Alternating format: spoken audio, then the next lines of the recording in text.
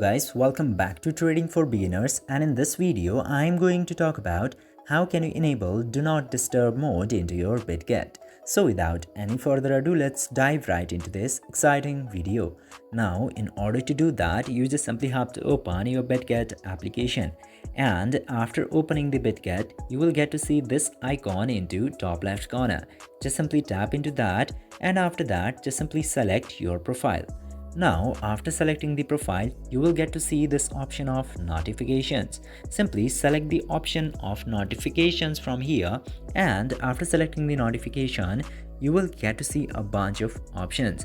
Now, if you scroll down a bit, you will get to see this option of Do Not Disturb. Now, you just simply have to enable the toggle for Do Not Disturb. And after enabling that, you can set starting time and end time. Just simply set up the starting time and the end time for your Do Not Disturb mode and tap to confirm. And this way, your Do Not Disturb mode for a specific time period will be enabled.